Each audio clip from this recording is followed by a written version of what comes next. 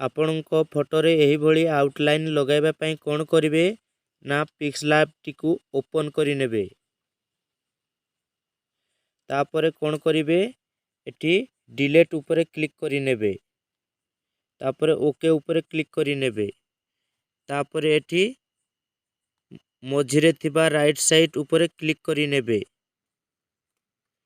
ତାପରେ କ'ଣ କରିବେ ନା ଏଠି କଲର୍ ଭରି ନେବେ। ଆପଣଙ୍କ ହିସାବରେ ଏଠି ଗୋଟିଏ କଲର୍ ନେବେ। ମୁଁ ମୋର ଜଏଣ୍ଟ କଲର୍ ନେଇ ଯାଉଛି। ତାପରେ କ'ଣ କରିବେ ରାଇଟ୍ କରିନେବେ। ତାପରେ ଏଠି ପ୍ଲସ୍ ଉପରେ କ୍ଲିକ୍ କରିନେବେ। ଫ୍ରମ୍ ଗ୍ୟାଲେରୀ ଉପରେ କ୍ଲିକ୍ କରିନେବେ। ତାପରେ ଆପଣ କ'ଣ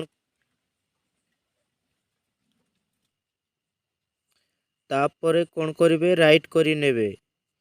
ତାପରେ ଫଟୋକୁ ଭଲ ଭାବରେ ଏମିତି ସାଇଜ୍ କରି ଲଗେଇ ନେବେ।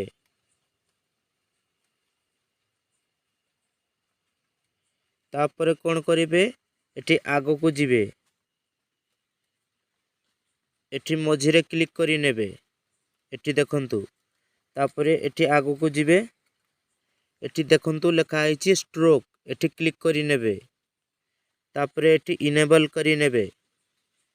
ତାପରେ ଆପଣଙ୍କ ହିସାବରେ ଆପଣ କଲର୍ ଚୁଜ୍ କରିପାରିବେ। ଏଠି ଯଦି ଆପଣଙ୍କର କଲର୍ ପସନ୍ଦ ହେଲା ନାହିଁ ତାପରେ ଏଠି ପ୍ଲସ୍ ଉପରେ କ୍ଲିକ୍ କରିନେବେ। ଏଠି ଆପଣଙ୍କ ହିସାବରେ ଆପଣ କଲର୍ ଚୁଜ୍ କରିପାରିବେ। ତାପରେ ଓକେ କରିନେବେ। ଏଠି ମୁଁ ହ୍ୱାଇଟ୍ କଲର୍ ଚୁଜ୍ କରି ନେଉଛି। ତାପରେ ଆପଣ ଏଠୁ କ'ଣ କରିବେ ଏଠି କଲର୍କୁ ବଢ଼ାଇବା ପାଇଁ ମଧ୍ୟ ଅଛି ଅପସନ୍। ଏଠି ଏମିତି ଭାବରେ ବଢ଼ାଇ ପାରିବେ କମାଇ ପାରିବେ। ତ ବେଶୀ ବଢ଼େଇଲେ ଅସୁନ୍ଦର ଦେଖାଯିବ। ତେଣୁ ମୁଁ ଏତିକିରେ ରଖିଦେଉଛି। ତାପରେ ରାଇଟ୍ କରି ନେଉଛି। ତାପରେ ଏଠି କ'ଣ କରିବା ନା ଏଠି ଆମେ ସେୟାରକୁ ଯିବା। ଏଠି ସେଭ୍ ଗ୍ୟାଲେରୀକୁ ଯିବା।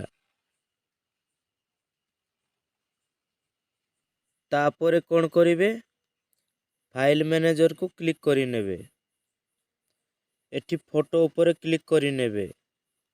ଏଠି ଦେଖନ୍ତୁ ଲେଖା ହେଇଛି ପିକ୍ସେଲାବ। ଏଠି କ୍ଲିକ୍ କରିନେବେ। ଏଠି ଫଟୋ ଉପରେ କ୍ଲିକ୍ କରିନେବେ। ଏଠି ଦେଖନ୍ତୁ ମୋର ଫଟୋ ଉପରେ ଆଉଟଲାଇନ୍ ଲାଗିଯାଇଛି। ତ ଭିଡ଼ିଓଟି ଭଲ ଲାଗିଥିଲେ ଲାଇକ୍ କରିବେ, ସବସ୍କ୍ରାଇବ୍ କରିବେ।